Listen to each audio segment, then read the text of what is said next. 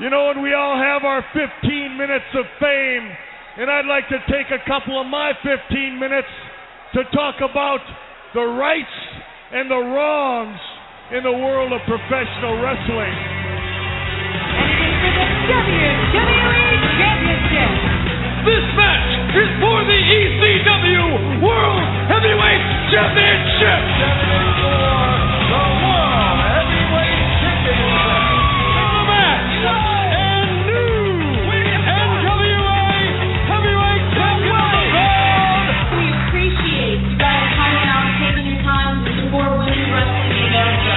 The match is for the AWA World Heavyweight Wrestling Championship.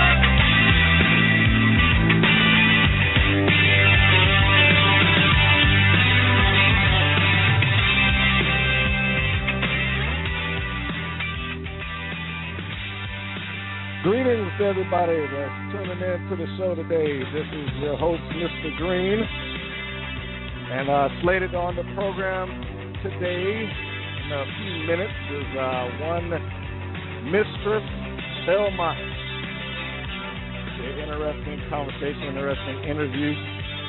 If you have not seen her video floating around online as it relates to Valkyrie Wrestling, you probably should look at it. Good stuff. I need to ask her who actually put that thing together. It's really great. Word in wrestling. Hold on a second. Any news? Oh, no. There's always news in the world of pro wrestling. Unfortunately, not all of it very good. Of course, the big news is the rumors of a certain television show being canceled. Impact Wrestling. Sounds like it is on the outskirts with Spike TV. However, I do need to report this half of that, is that according to Spike TV, Dixie Carter, and Bob Ryder, the official statement that Impact Wrestling has been canceled has not come down. They are still in negotiations, and from what has been reported and what I have read following that statement, until the official statement comes from either one of those parties, either Impact or Spike, we should all just perceive that as the negotiations are ongoing. Now, that doesn't mean that they will not be canceled. It just hasn't happened officially. Let's put it that way.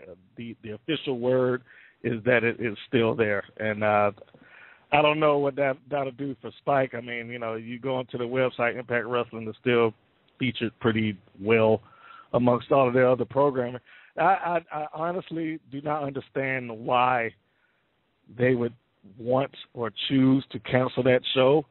I mean, I have a lot of people that have posted things basically saying they need to do it. It's no good. I hate Impact Wrestling. You know, there was a guy that was in the group. I don't want to, call out his name or nothing. His first name is Jacob. And he made a really good point. He made a good post, I should say. He said, what is it about this company that you don't like? He's like, he honestly believes that some people just hate it just to hate it. Because in the conversations apparently that he's had, he's not heard any viable reason as to why you should hate something. The dislike maybe, but hate is pretty strong. And hate to the point that you are hoping for it to get canceled is a bit much.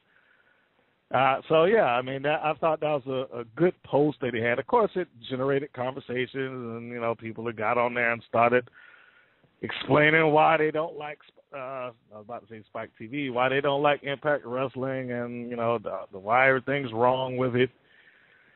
But, again, Jacob makes a really, really good point.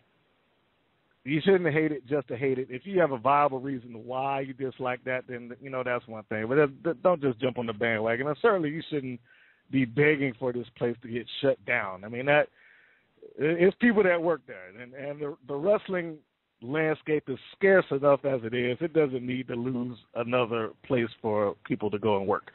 All right. Now, I got that off my chest. I see that my line is opened up, so it's time to give a quick opening for the guest.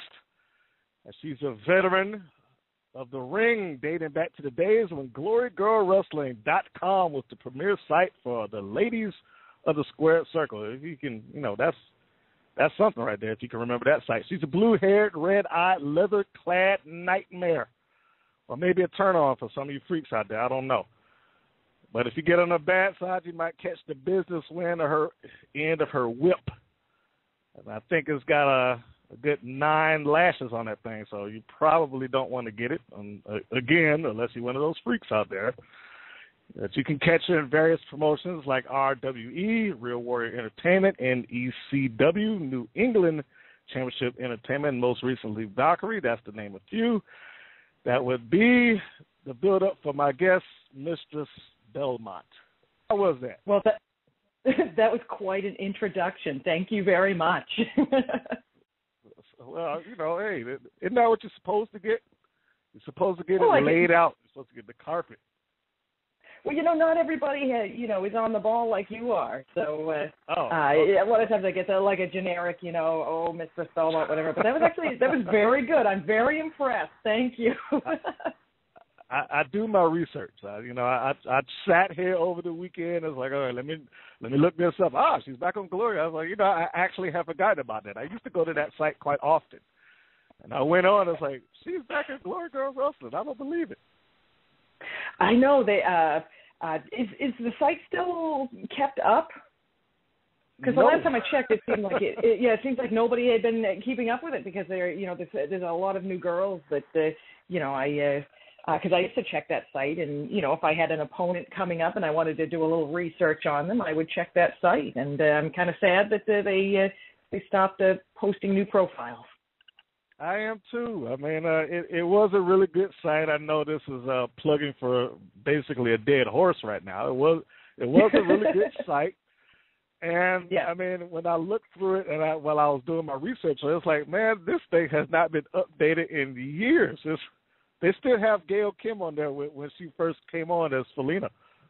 So, yeah. I mean, that right there should tell you how far this has gone back. I think ODB is still up there as Jessica Dalton. So, yeah, it's ways off.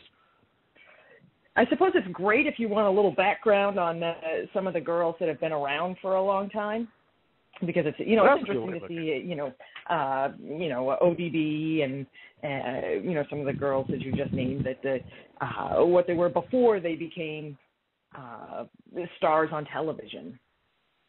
That is a good way to look at it. So I would have just brushed it off as they just let this thing go. But see, look, you gave a nice spin on there. That's a little bit of politic in there. So all right. I guess that's the best way to look at it. There you go. Now we got to start off with people following you.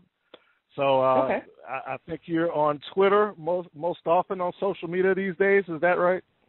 That's correct. I actually I really enjoy Twitter. Okay, so people to follow you on Twitter, it is as simple as typing in your name at Mistress Belmont on Twitter. It sure is. and I have to, since I'm on Twitter, I have to say this. I think you posted something that somebody sent you. I'm going to say last week. I might be wrong about the time frame. Okay. And basically, he had some sort of odd request asking you to insult him and stuff like that. It was really weird. Yeah. So the question in that is, are some of your fans finding it a little difficult to tell where the persona of Mistress Belmont starts and stops?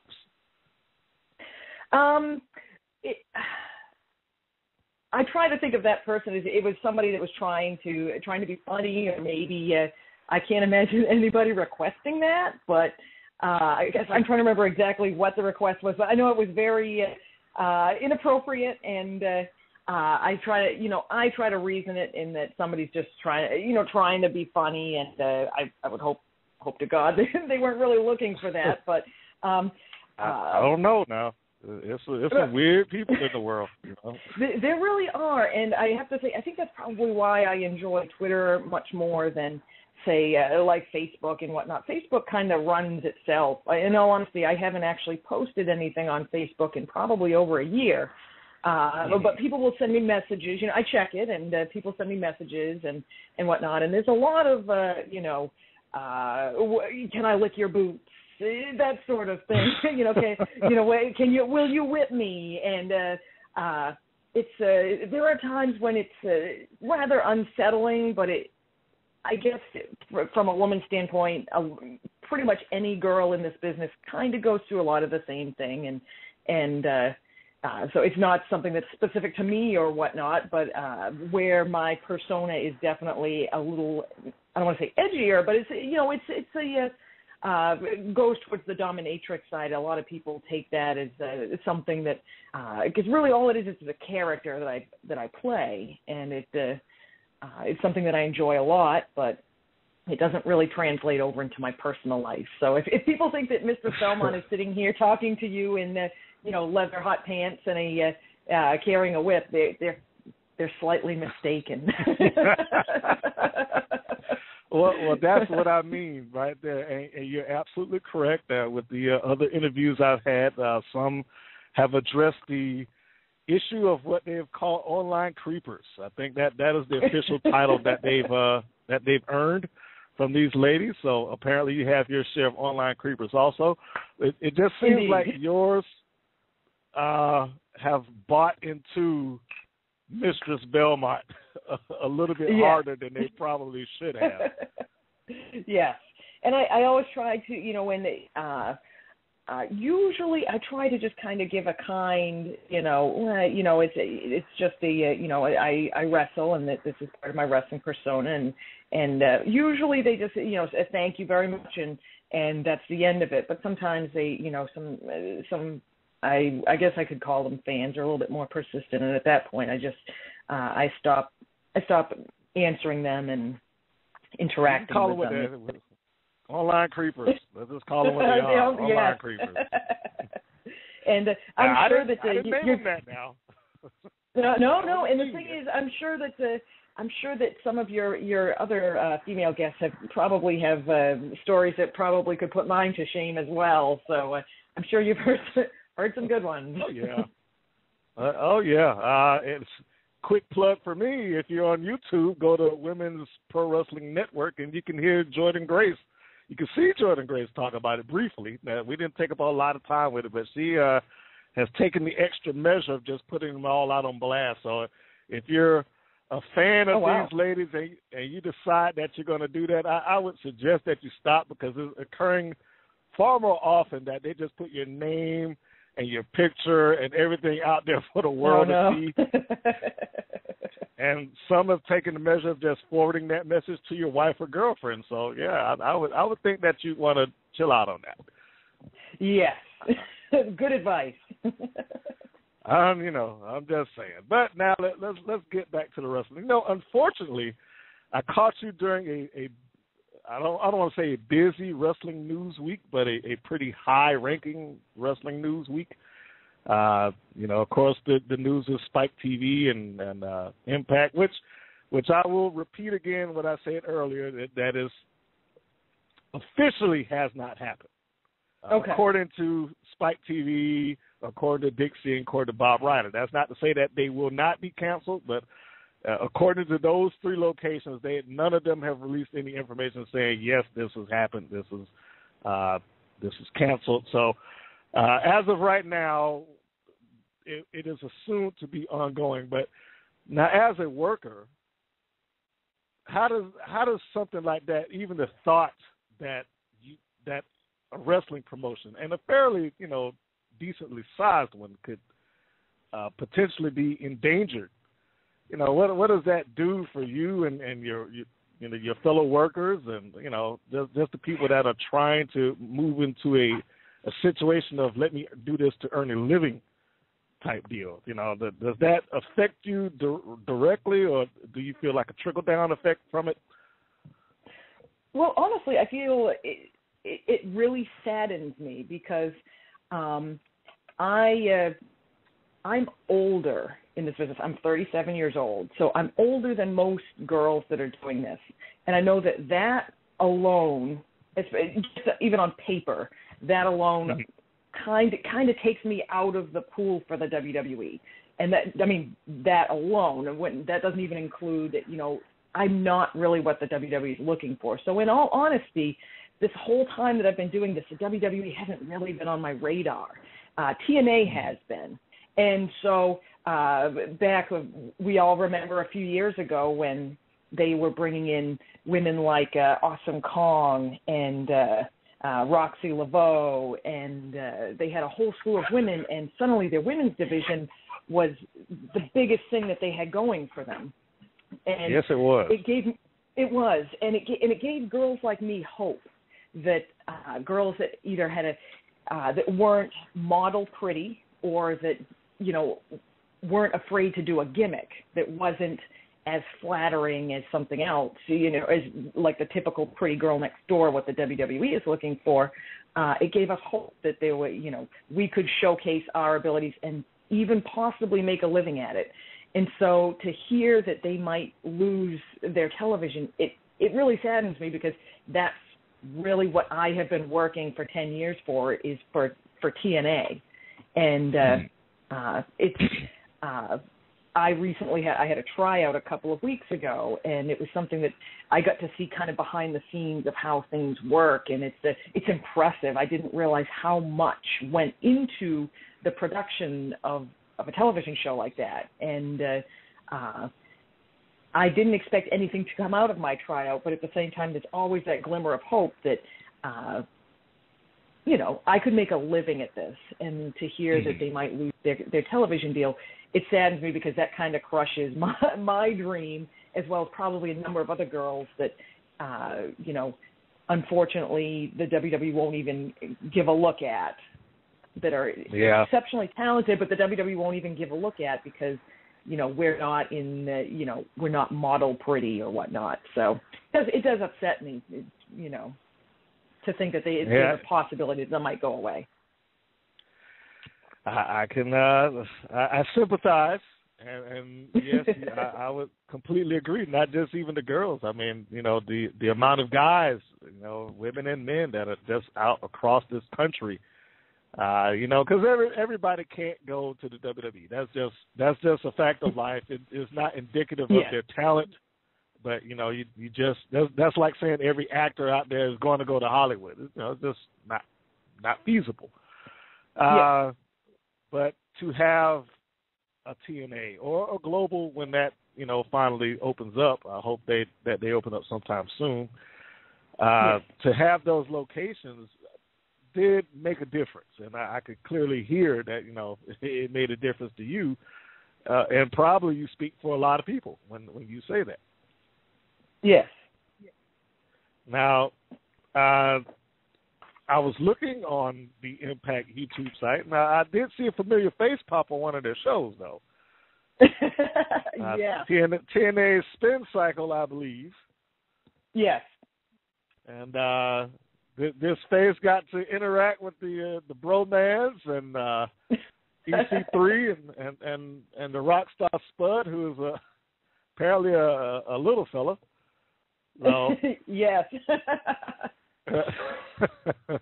How was that experience? In all honesty, I don't know if you can tell enough, but I'm absolutely terrified during the segment. And the other young lady in the segment with me, Casey Ray, she and I had gone down there to do took a train to New York City to do a tryout, which we did the tryout. It wasn't a dark match or anything. It was something we did a tryout in front of what we call the boys, basically the locker room. And it was probably the most terrifying experience I've ever had in wrestling, in which it's easy to wrestle in front of fans. It is terrifying to wrestle in front of your peers. And so we were actually waiting for our, to do our tryout, and they said, would you like to do this? And so not only am I thinking, I actually said that I was from Boston, Massachusetts, because I couldn't even think of my hometown. I was so terrified, and I got through it. But it was a fun experience. The guys that were there were very kind, they helped us get through it and encouraged us and whatnot, and it was fun. And it definitely kind of relaxed us. By the time it was over, we were relaxed enough going into our tryout that I think it actually helped us a lot. So, but the experience was wonderful. I didn't expect to see it on television, but somebody sent me a little link on Twitter, and I was pleasantly surprised. Yeah. I felt like I was very happy and pleased that I didn't end up throwing up on television or anything like that. So it was a good positive experience. You did a good job. Well, thank you. It hit very well. So, if you hadn't told me you were nervous, I would have never known. But, that's good. But you did tell me before we started speaking that you were going to be honest. So I do appreciate your honesty. You're a good interview. Well, thank you. Thank you. Oh, yeah. And I hope that does well. I want to see the Knockouts division get back to where it was when I thought it was in its prime. When you were just telling me, like, when it was back and they basically were the highest rated segment on the show, and you had Gail Kim and Awesome Kong and ODB and so on and so forth. That is, I'm waiting for that. I'm waiting for it to get back to that level. And I'm really hoping for the same thing. I agree completely. I honestly, and for those listening, yes, I'm sidetracking a bit. I honestly don't even understand why 2010, it felt like they chopped the legs out of that a little bit. I didn't get it. There's a lot of that, just like right at 2010, a lot of people just, okay, I'm out of here. I got to go. And it almost took a second for them to start to rebuild and rebrand that division again, to a point where it's okay. Now this is cool again. I can sit here and watch it, and these girls are putting on great matches, and so on and so forth. And they have their own storylines, and that was a highlight of the show, in my opinion. I remember watching TNA back. Probably it might have been around 2009, 2010, and I just happened to be flipping through the channels and caught it, and there was a women's match, and I watched the women's match. It was I want to say it was Angelina Love and maybe. She was. I know her name is Sarah Stock, but I can't remember what her name was on TNA. But they wrestled. They had an amazing match, and yes. Sarita, yeah. Yes, Sarita, yes. And they had a great match, amazing match. And then I just continued to watch the show, and then they had a second women's match, and I said, "Oh my God, this is 2 women's matches in one show." I was completely blown away, and it was one of those moments. I remember thinking that, oh my God, this is something that could be really good for women's wrestling, because the 2 matches they had on were excellent. And then I started reading that the ratings went up during the women's segment because people were curious about because the WWE at that point really didn't have any women's matches that could compare to what TNA was putting out. And it gave probably, it wasn't just me, I'm sure it gave a lot of girls some hope. And then they kind of, like you said, they kind of cut the legs out from under it. And I have no idea what happened, but I'm with you in the same boat, that I hope that they get back on track and realize what they have going there. Yeah, I hope so. And I'm going to word this carefully, because every once in a while you have a TNA listener or something like that when I walk into these wrestling chat rooms and whatnot, and they're like, "No, that's not true." So I'm going to just say it this way: assumably by the fan base watching, the fact that the Knockouts division began to decline at the same point in time that Hogan and Bischoff showed up, not saying that they were responsible. I'm not saying that they were responsible for it. I'm just saying that the timing happened roughly around the same period, and, it is a high coincidence that those changes began at that point. The six-sided ring went down. There was a ramp to the ring all of a sudden. You had a bunch of wrestlers that were very well associated with Hogan, such as the Nasty Boys and Jimmy Hart and whatnot. Yeah. The Knockouts division just kind of filtered away. And let me repeat, not saying that Hogan and Bischoff were responsible for that. Just saying. That was around the same period of time. I believe other people have noticed the coincidence, and I think that a lot of people can agree with you that it might have been a little bit more than coincidence, and I definitely am one of those people. I remember thinking that when I heard that Hulk Hogan was being brought on board, I'd known that Hulk Hogan is not a fan of women's wrestling. And so I said, oh, well, there goes my opportunity. So I remember being very kind of down when I heard that they picked him up. And hopefully, they've brought back the six-sided ring. And I'm hoping that the changes that are coming, in the future, hopefully will be a positive. And we hope that they keep their contract with the Spike TV and, things kind of can improve. I hope so, too. Now, you just said the six-sided ring. When you did your match with Impact, were you in the four-side, or did you get to work the six sides? It was the six-sided ring, and it was definitely different. It's something that you have to, I would assume it, I thought about it, and I figured probably it only takes a couple of matches to adjust to it, but it was definitely something that was a little different. And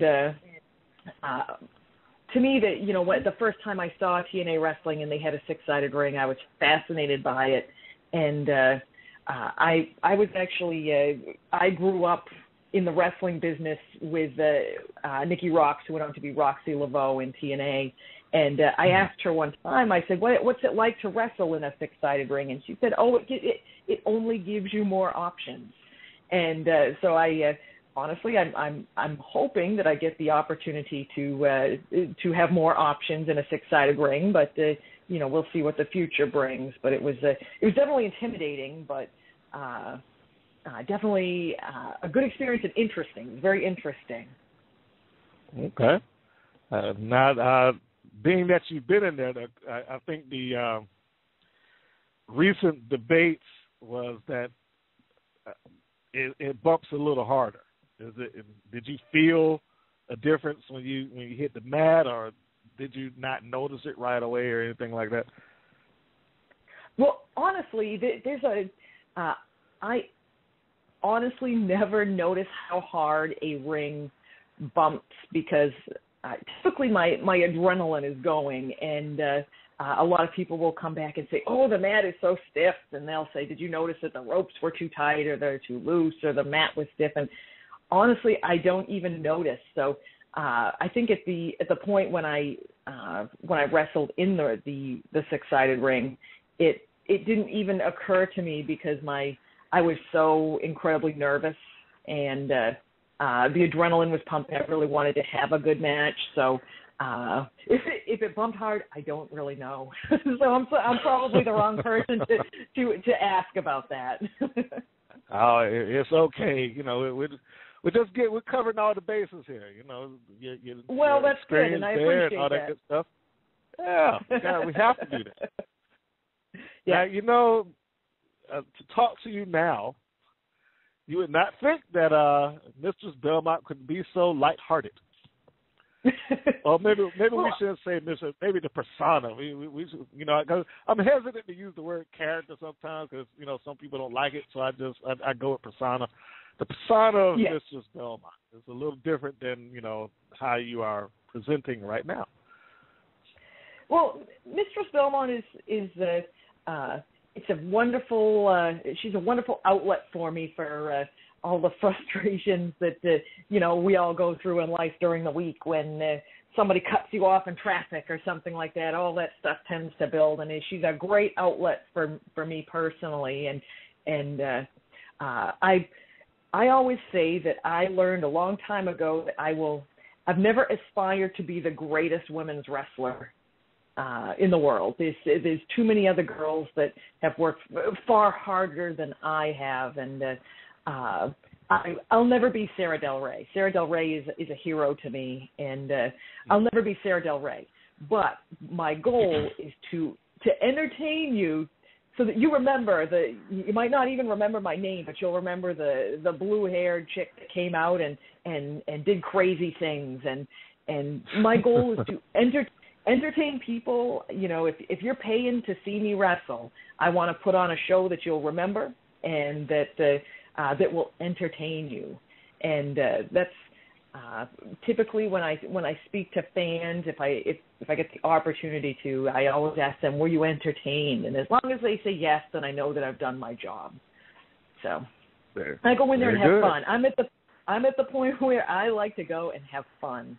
And so I hope that translates into my matches when people watch me wrestle, that I'm having fun. Yeah, that would be a perk. Now, yes. Let's talk about the genesis, Mistress Belmont. Where did she come from anyway? You know, sounds like you've kind of built her up and got her to the point now that she's peaked out to just the way you like it. But you know, tell me about those opening phases of when you were coming up with this persona to use and vent your frustration. Well, I will. I'll give you a little peek, kind of into when I first started wrestling.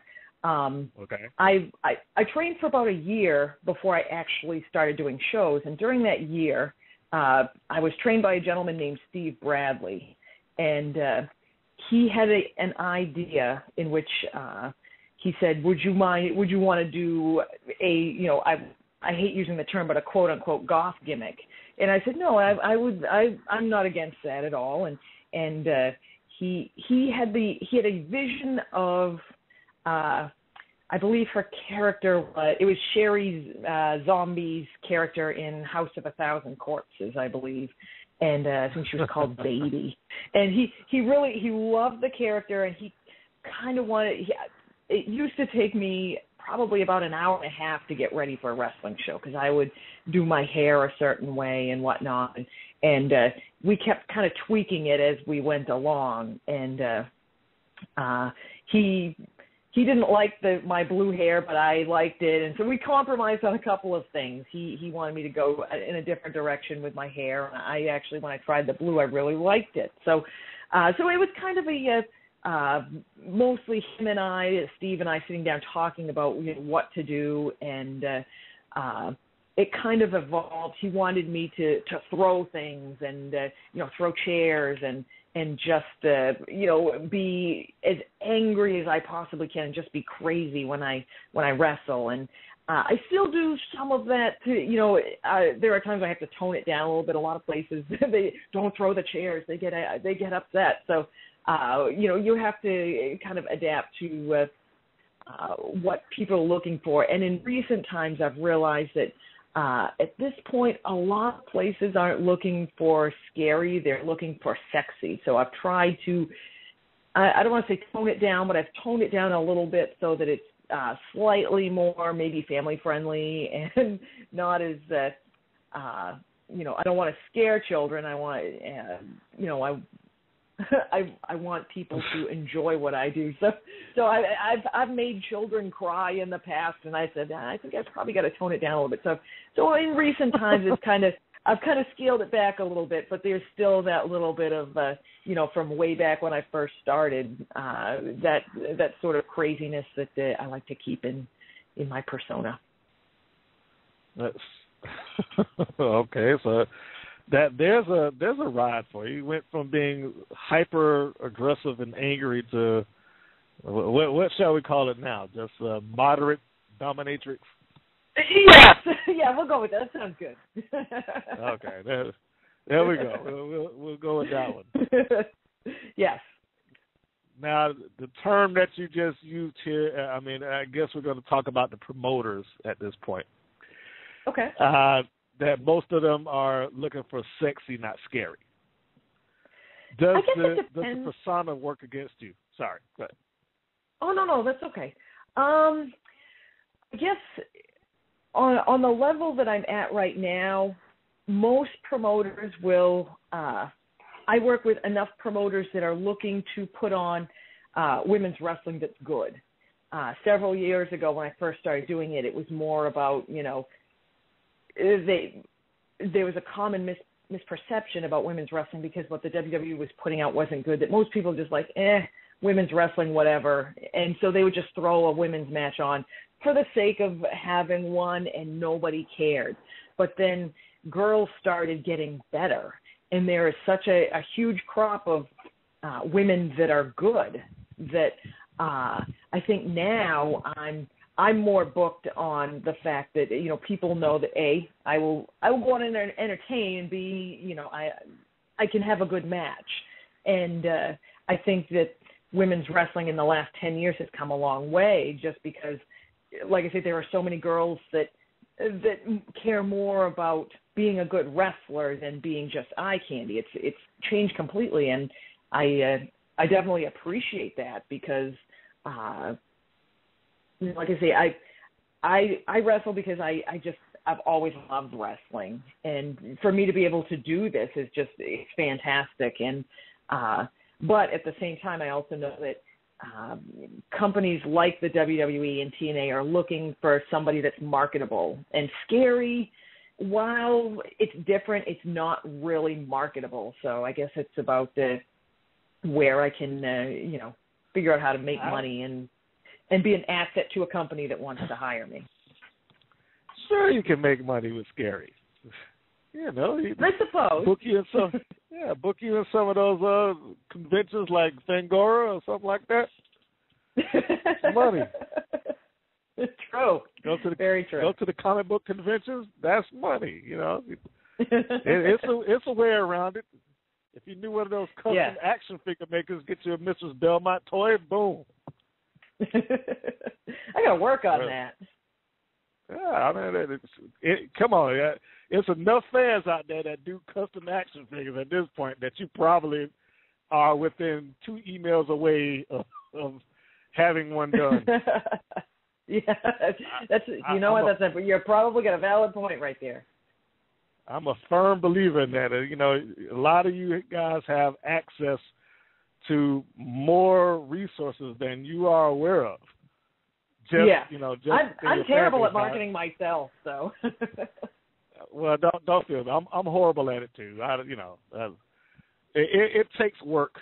It takes so much work to put yourself out there, like, hey, go see my stuff, or something like that. And then I feel like a hack for doing it.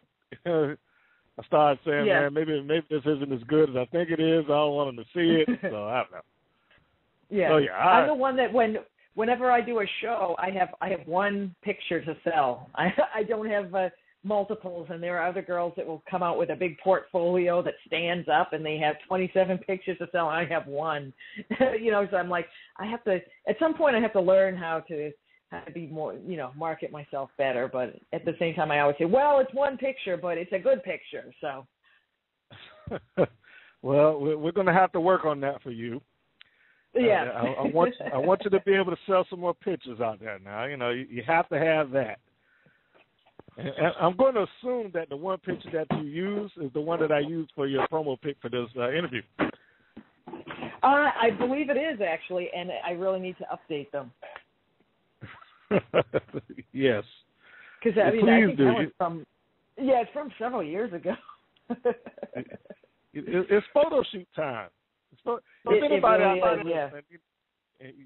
think you should just go ahead and tweet that now. If there's any photographers, not any amateur photographers, not any photographers that just looking to meet you, just a photographer that legitimately does good photography. I understand why a lot of y'all don't use those resources, because you have to weed through which ones are the hacks and which ones are legitimate. Yeah. But if you can find a good one, you got to get those photos done. Have to do it. Yes. Because it's definitely time. It is. Now, one thing crossed my mind as you were talking about the King of Mistress Belmont. If you were booked by, say, I don't know, a fluent promoter and he liked your work, but he wanted to change your gimmick, how would you approach that situation? Oh, that's actually a really good question. I don't know if I've ever been faced with that. I know of other girls that have, and I suppose it's. I do have to say, as silly as it sounds, my hair is non-negotiable. So it's like if you want to turn me into a bus driver, as long as I'm a bus driver with blue hair, then we've got a deal. So if it's something where you're going to pay me enough that I can do what, like a promotion like TNA, if they were to say, we don't care for your look, we appreciate your skill, and we would like to change this. That's something I would agree to, because that's what I'm looking for. But in terms of the level that I'm at now, it's if you don't like me for the way that I look or act, I can wrestle as a I can wrestle as a good guy, I can wrestle as a bad guy, but beyond that, if you want to change what I do, I guess at this point I'm kind of against that, because it's part of booking me. I suppose my selling point is the fact that I have a character that not everybody gets to do something that characters are. It's not, for women. It's not like they're few and far between, but a lot of girls can't really find their own character, and when you find somebody that does, you kind of got to run with that. So that's true. Well, now let's add the cherry on top of that bowl of ice cream, and say, all right, well, if they were going to change it in the course of an angle or long-term storyline, only for that storyline, and after it was done, you can revert back. I might consider it, as long as I suppose as long as the payoff was worth it for me. Okay, Mistress Belmont bumps her head on the steps and forgets she's Mistress Belmont. If it was an interesting storyline, I suppose, maybe I would definitely consider it. It would have to be something. Right. If it led to something, for just changing me for the sake of changing me, no. But if there was a point to it, then okay, you actually got me thinking about it. So I've done my job. Perfect. That's right. I've accomplished it now. I got to thinking about it. That's it. I've done my job for today.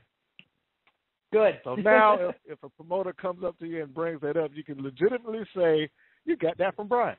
So, yeah. Try to pass that off as your idea. Oh, I always give credit where credit is due. Bless your heart. You're a sweetheart. Well, thank you. I appreciate you for it. But there is one other thing with you, that you are quite aggressive in the ring.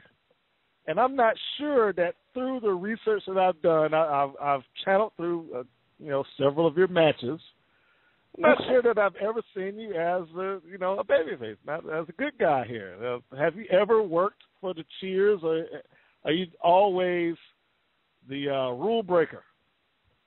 Well, in all honesty, I enjoy being the rule breaker. To me, it's more fun and more adventurous.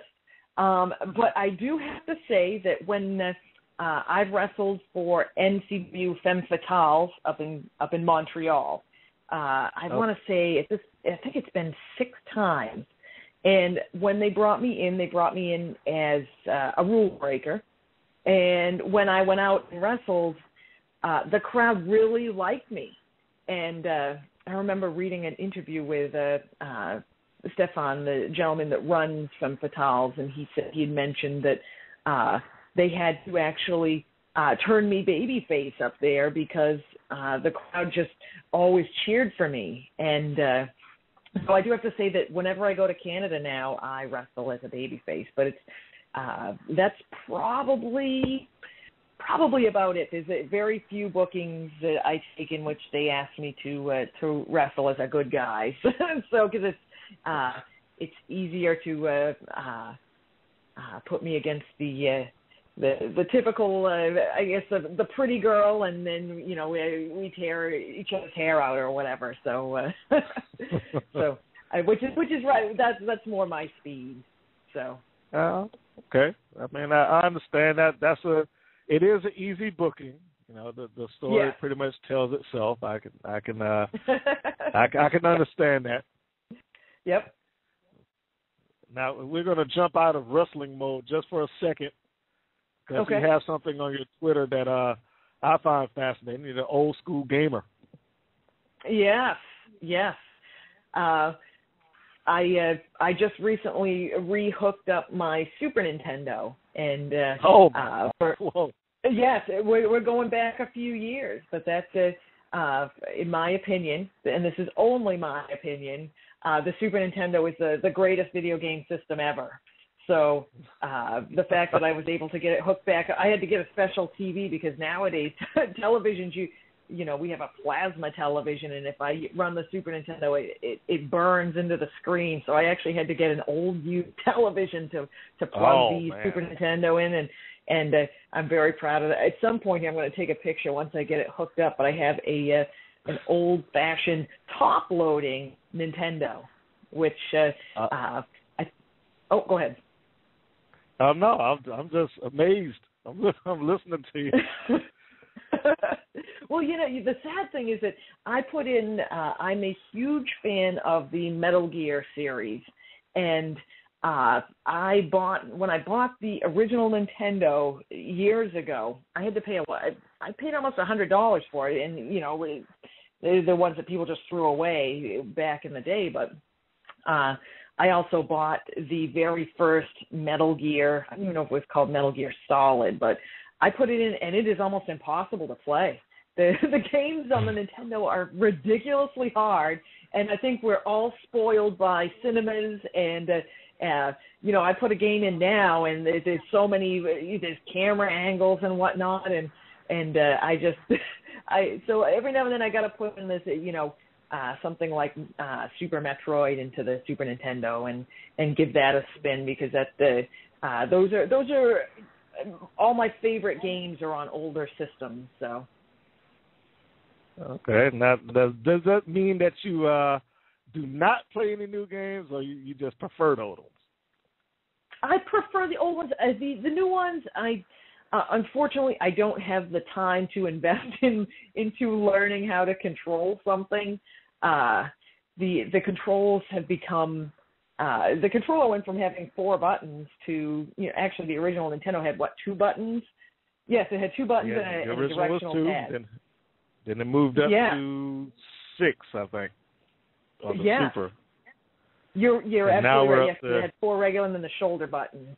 And now the controllers are big, and they have so many things that they can do, and they're motion sensitive, and unfortunately I just don't have the time to put into newer video games, so I'm woefully behind. And it's not because I don't like to play current video games. It's just I just don't have the time to sit down to devote 60 hours to trying to beat a game. Well, given that you have to wrestle on the weekend, I can see where that could hinder your time. But I tell you, yes. If I had the money, and I would sit you in front of a game system with a camera to record you playing the game. That would be my reality TV show. At least I'm like, just give me a day, pick a game on this Xbox and just go, and let's see how you do. There would probably be a lot of swearing and a lot of anger because I get pretty wound up when I play, and we all get wound up. I think so. Yes, I think that's one of the probably the prerequisites for playing video games is you got to be angry when you lose. So yes. That's right. You're supposed to be almost ready to throw your controller through the TV when you lose. Almost. Oh, you talk too much. Yes. I think probably what. Oh, go ahead. No, so I'm gonna put that on my wish list. So all right. If I just randomly, send you an email like, hey, I need you to come down to Atlanta. You already know what it's about. All right, that sounds good. And that will actually give me time to sit down and play something. That's right, but the caveat is it's got to be in front of the camera. It has to be in front of the camera. That's all right. And I think I could do that. Belmont, because then I could actually even better. Yeah, because that way then fans will be they'll be keyed in and say, Mrs. Belmont's gonna play a video game. So all right, blue hair, red eyes, and all. That sounds like a fun plan, actually. It would be awesome. Somebody needs to help me get that done. I might have to go Indiegogo that. I don't know. Nice. Yeah, that's good stuff. So that now the fans out there have learned something new. She actually does like games. So you may want to support the cause, help Mrs. Belmont get the new swing in gaming. All she needs is time and money. If you give her a little bit of money, then she'll have the time. It's as simple as that. Yes. I think the fans in New York, when I went down to wrestle for Valkyrie Women's Wrestling a couple months ago on their first show, they figured me out. They started chanting Castlevania, and I kept yelling back, There's nothing wrong with Castlevania. So I think they figured me out. Oh, man, Castlevania. Okay. So, yes, that's good you stuff got to right get a there. different whip for that one, don't you? Yeah. Yes. A much longer one. See, now I would have figured you for a Resident Evil girl or something like that, but that's not back far enough, I guess. In all honesty, was Resident Evil a first-person shooter? Because I can't do first-person games. I get horrible motion sickness, so unfortunately that limits what I can play currently, because most games now are first-person, and which is why I like it. It was a third-person, wasn't it? The third person. I believe there is a first-person Resident Evil shooter, but it's not the consistency of the entire series. The series is third person, and okay. I have like two of them sitting up here now. See, I fall into your category. Well, I'll go out and buy this stuff, but like, man, I don't have time to do this. I got to work, so I get it, but I don't, I don't play it like I used to. It's like, man, I miss high school, damn it. Well, I could just get the game and play it all weekend and be done. Well, I think that's what it comes down to, is that, like, we when I was younger, I didn't really do much, and so pretty much that would be my weekend, would be playing video games all weekend. But I do, now that you mention it, I did play Resident Evil 5 and really enjoyed it. That was a third person, so I did play Resident Evil 5. Very good, very good. Yes. Yeah. See, you wasn't expecting to have a video game conversation on the wrestling show, were you? Yeah, I was not, actually. I figure most people aren't really down with the old school video gaming, because especially younger wrestling fans now. They are, I think this is the best example I can give you. Is that, at this point, at the point that I played the very first Metroid game, I want to say the PlayStation 2 was already out. But I wanted to play the original Metroid, and it was incredibly difficult, and the rooms would loop, and it was there were a lot of flaws in the game. But then I went through and I beat the game. It took me a long time. I beat the game, and then I got to the end and I waited for the big cinematic sequence and realized that there was no cinematic sequence, and I felt ripped off, I had to be told that, video games didn't have endings really back in the Nintendo era, and I realized we've been spoiled, and I assume it would be the same for, a 10-year-old that's used to playing stuff on the PlayStation 4, going back to a Super Nintendo game. They probably think I was crazy, so they would think it was boring and not fun. But I think people closer to my age appreciate they appreciate the older systems like I do. I do, and I'll give you a brief story on that. Yes, you're correct that there is no cinematic sequence at the end. Sorry, kids. Very few of those games on that old 8-bit system had any sequences. In fact, you basically had the story, and more or less that's it. Not, especially in those first crop of games, that I don't think they gave a lot of backstory. Like, now you got a lot of story in there. But the reveal on Metroid was the real big kick. You played that game because everybody had that. Okay, let's just go ahead and put it out here. I probably was in 6th or 7th grade when Metroid came out. So so when I was playing that game, everybody knew that there was a twist because I had a couple of friends beat the thing ahead of me, and it was like, all right, you got to play it to the end. And you're right, I literally got lost in that game because of the looping boards.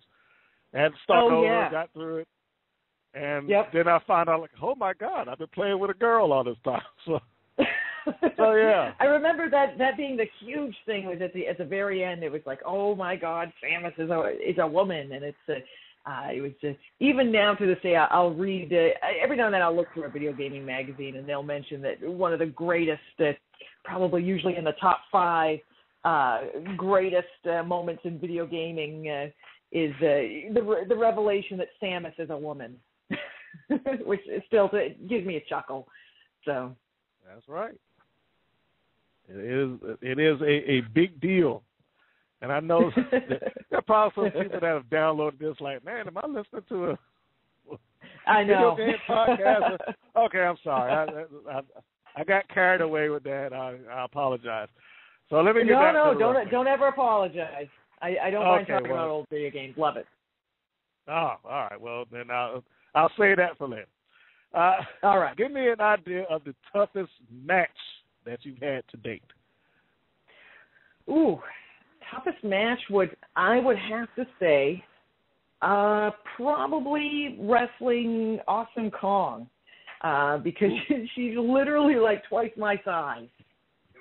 So Awesome Kong, she very, very not what people expect, I think, when I met her, and for me it was an honor to wrestle her just because she was one of the first girls that they had brought into TNA that was different, and I remember thanking her for being awesome and just not having to fit to a mold, and I felt like she it also, in wrestling her, I had to think outside of my normal, most girls in wrestling are like either my size or smaller than me. So to wrestle somebody that was so much larger than me, tall, she's tall, and, she's probably a good 6 inches taller than me.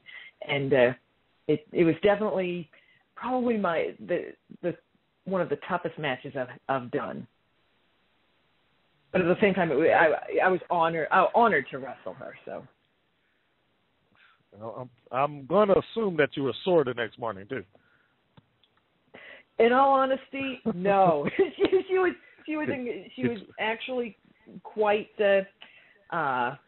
She's a very, very nice lady, and I shouldn't be saying that on the air, but a very, very nice lady. And in wrestling, we would say she took good care of me. She made sure that she didn't,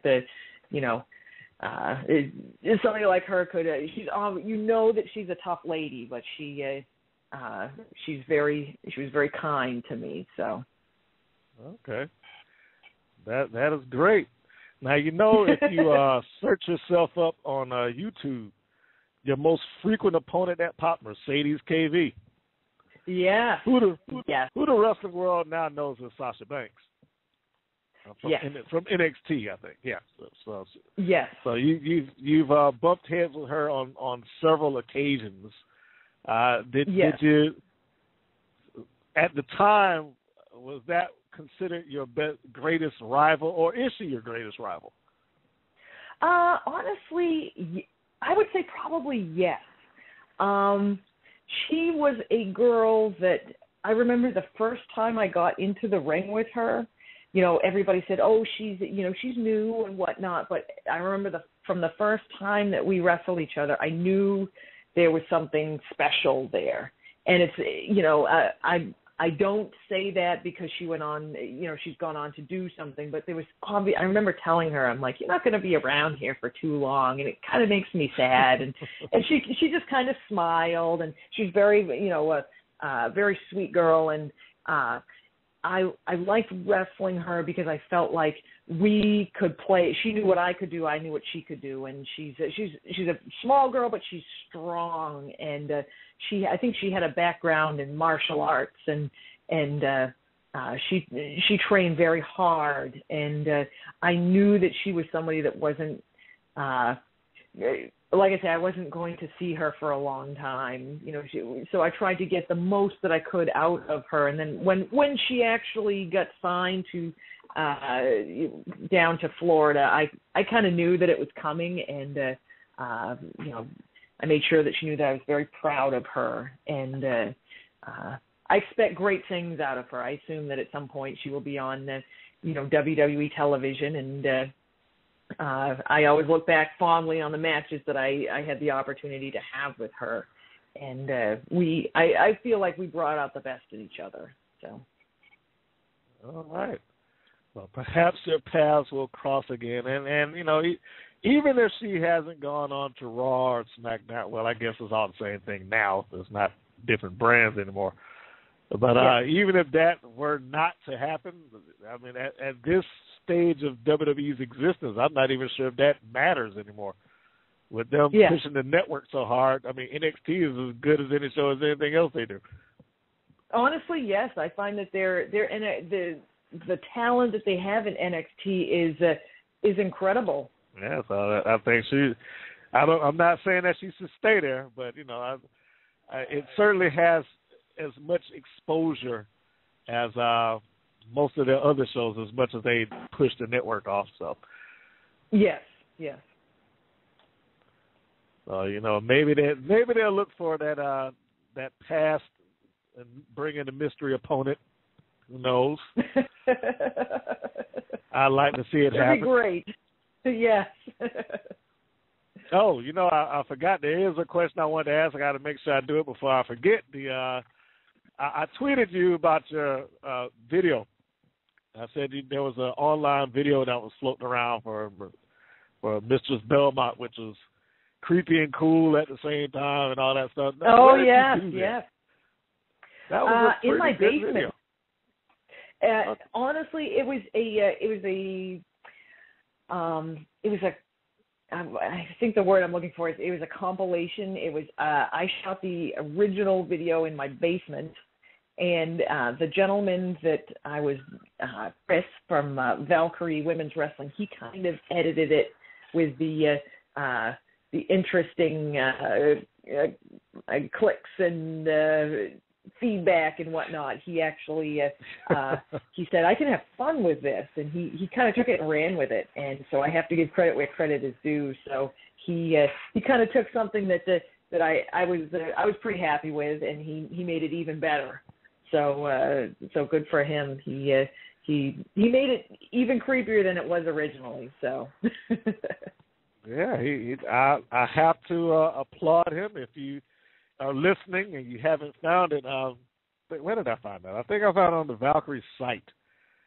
Probably, yes. On the Valkyrie Facebook page, the Valkyrie site and the Valkyrie Facebook page. So if you haven't seen it, it's about 30 seconds in length, but it tells a lot in that 30 seconds. I mean, if you watch that and you cannot understand who Mistress Belmont is within those 30 seconds, something's wrong with you. You're like short of being supernatural at that point. And I was like, man, he must have watched The Grudge last night or something before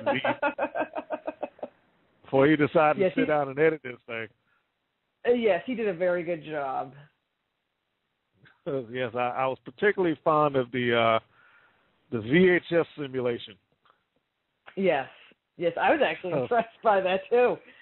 Because in all honesty, that's about the extent of my. I can't even make DVDs or anything. People are always asking me, is there a best of Mistress Belmont? And I said, that I can record stuff onto a VHS tape, and that's about it. Beyond that, my technological savvy is not there.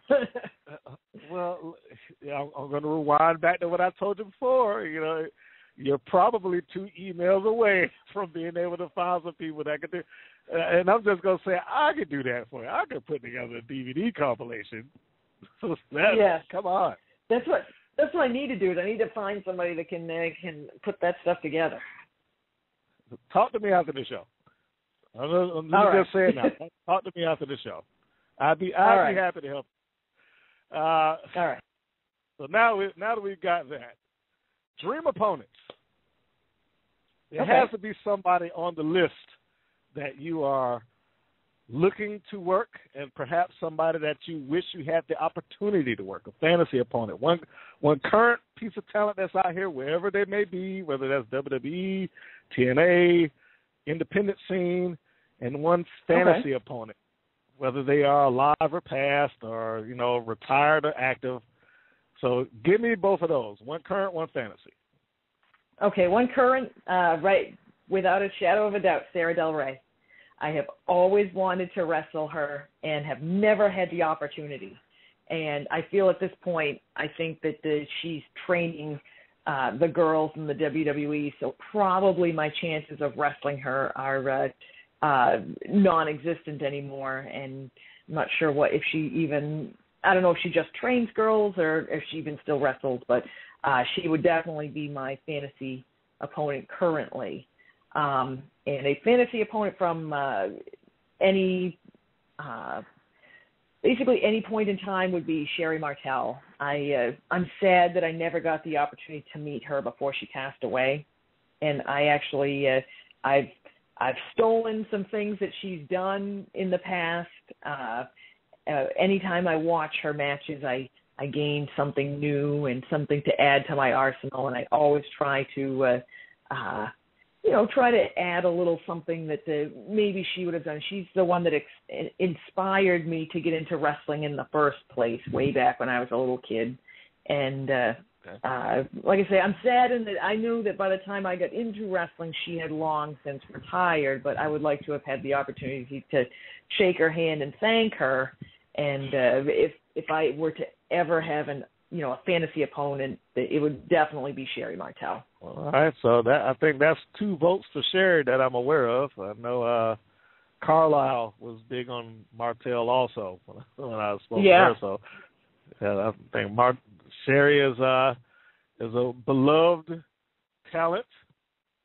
She really is. She and apparently influenced a lot in an era where there weren't many high-strung, high-volume ladies, shall we say. She certainly stood out from the pack. She did. She was very vicious, and she always I feel like she always put on a good show. Yeah. And I think if you again, for those fans, I don't know how much material they have for her on the network, but I do think that there's some stuff that has basically fallen into public domain from her when she first began. I want to say in either Louisiana or Memphis or some areas like that. I know I have one of them, maybe one of her earliest matches, her and Judy Martin. You almost recognize Sherry when you see that match. So it's good stuff. Yeah. Huh. Short hair, no makeup. The Sherry Martel that people know from WCW, WWF, Queen Sherry and whatnot, not the same lady that you would have seen in that match. No, I agree. So so she was an evolution, and she was good to watch. Now we've come to one of my favorite parts here, which I like to call Book the Match. Okay. My theory in life is that every wrestler has one fantasy booking storyline angle, I should say, in their head. Okay. That they locked onto. It's like, if I had the chance to book my own story, this would be it. This would be the circumstance. This is how it go down, so on and so forth.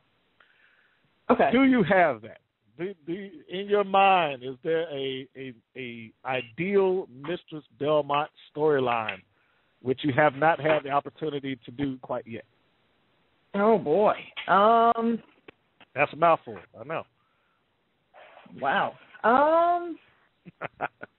Yeah, think about it for a minute.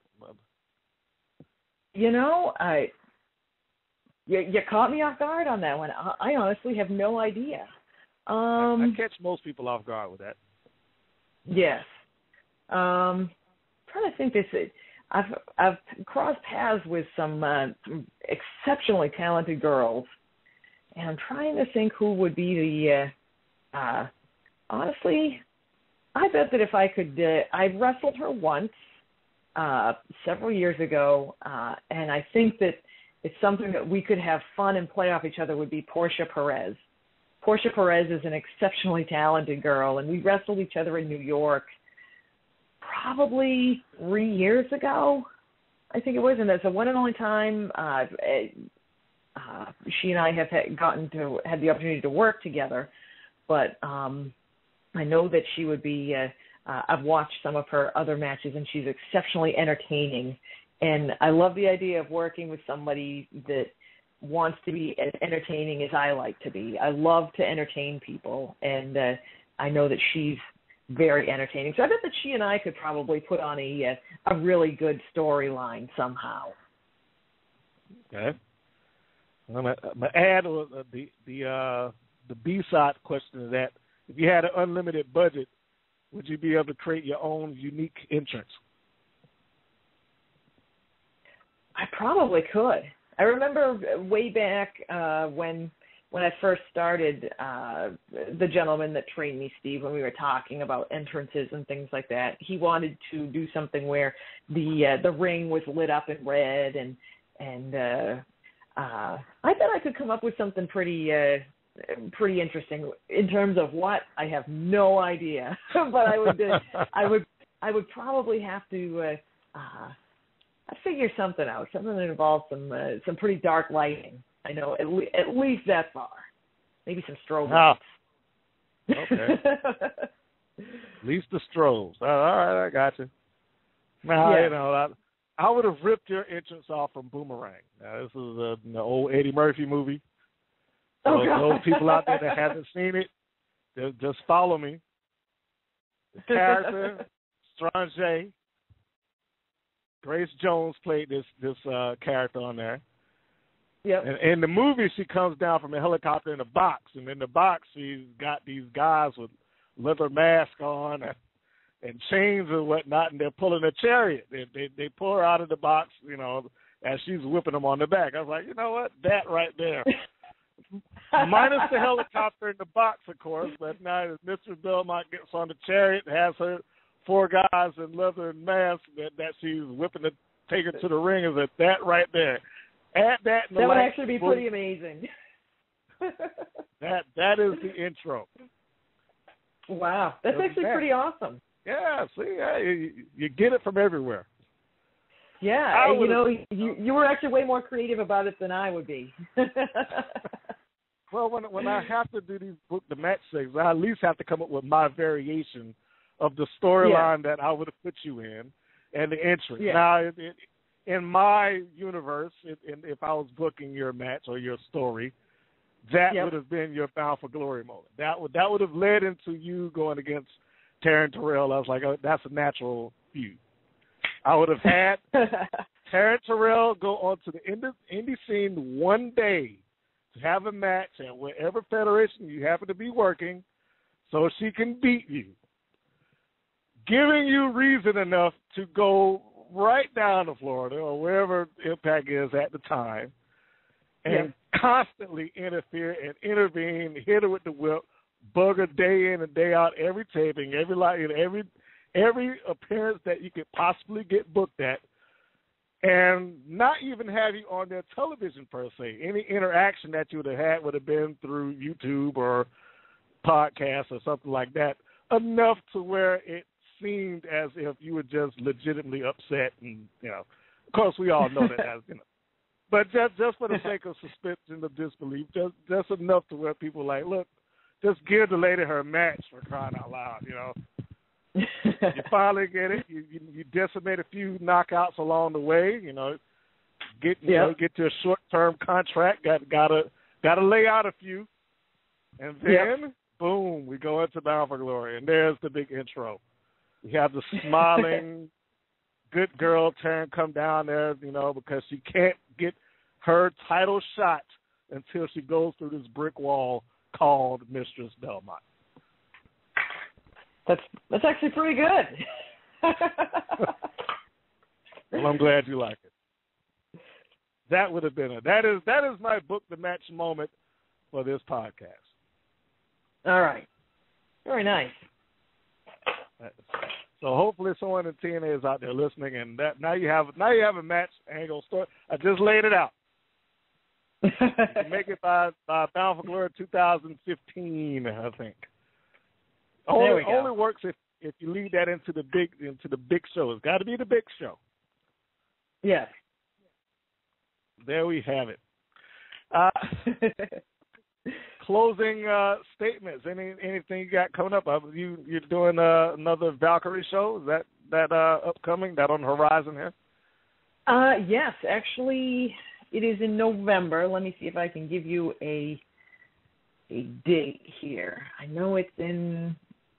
I'm looking through my date book. I have not put it in my date book, but I know it's in November coming up. I want to say it's the 28th of November. And then I believe I am going to be in Montreal for Femme Fatales on August 16th. And then I've got NECW dates, New England Championship Wrestling dates coming up where I defend my women's title. I've got some dates coming up in August and then the beginning of September. So I will try to post those on Twitter and then to my Facebook pages and so people can look into that. That's right. And I think NECW also puts their entire show on YouTube, I believe. So if you're not in the area, you can log on and watch the full show there. And they put on a good show. I will vouch for that. So if you haven't watched it, it is worth the watch. It is a full-blown wrestling program. So you don't get they do a lot a very of good job.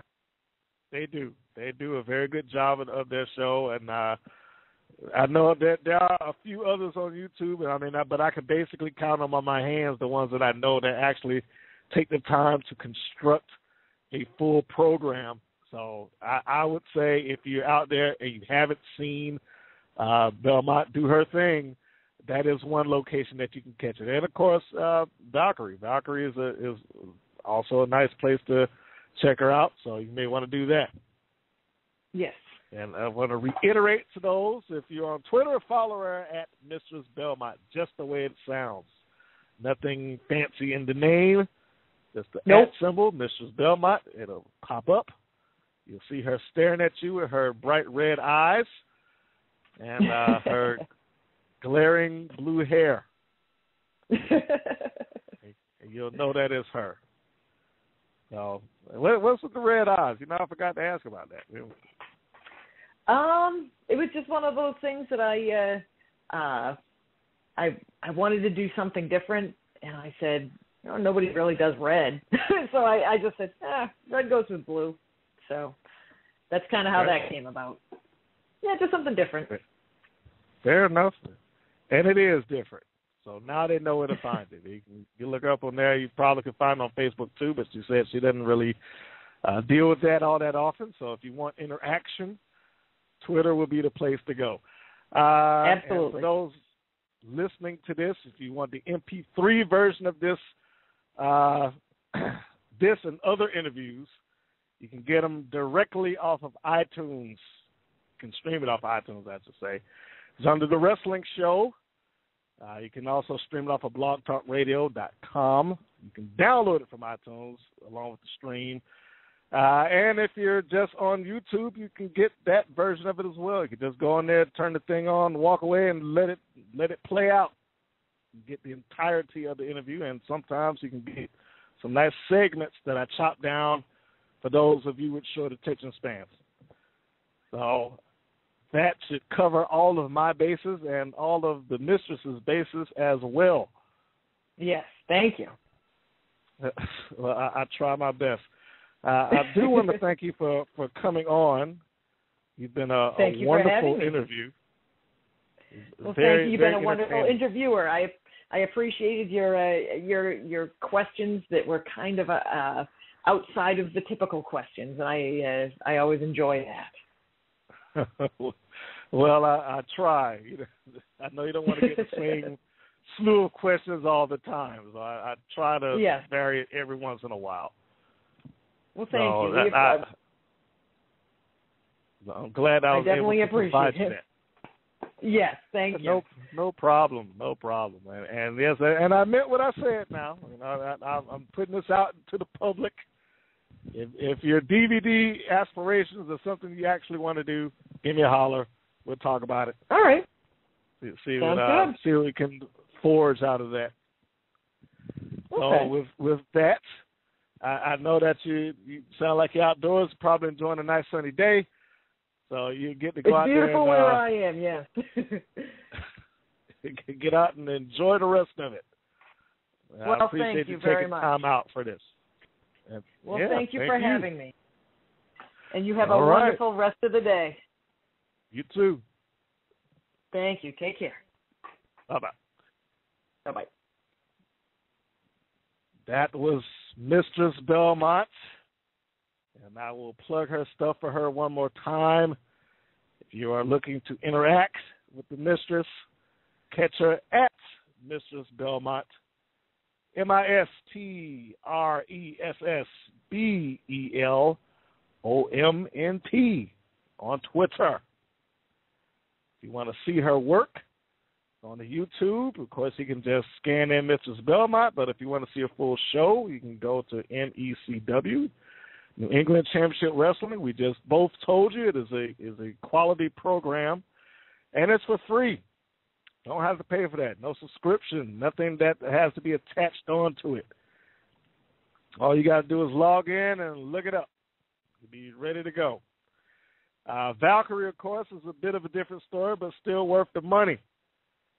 You can check them out. I believe that they have links on their Facebook page to take you to what is essentially their version of a pay-per-view. Not an pay-per-view because it's been previously taped, but it is a pay-per-view nonetheless. And if you want to see her work some different opponents and hear that Castlevania chant that they were giving her, then you can definitely pop in on that. Hey, I want to thank everybody for downloading this podcast and sticking in and listening to it, and even listening to us when we kind of veered off topic talking about video games. I might have to get her back and just have an all video game conversation. I like having those every once in a while. It's fun and stuff. Maybe we can surprise her, find one of those nice old school Nintendos to send up Mistress Belmont's way. I find a couple of those every once in a while going to these conventions or whatnot. People practically giving them away. So who knows? Anyway, if you want this interview, more of them like this, please go on to YouTube and search out Women's Pro Wrestling Network. If you want to support the show, go on to Facebook. Also search out Women's Pro Wrestling Network. Download the MP3 for those of you on the go at iTunes at The Wrestling Show. And all links should be available on either location, YouTube or Facebook. So if there's anything else that I have going on with it, you should be able to find it there. Appreciate your time. Appreciate you listening in. And I will say thank you for myself and Mistress Belmont. I will see you on the next episode. Take care, everybody. This is yours truly, the Latina sensation, Mercedes Martinez. You are listening to The Right and Wrong by Mr. Green. I really recommend for your health that you listen, because if you don't, yours truly, Mercedes Martinez will definitely come down there personally, give you a dose of the Latina rage. Mwah.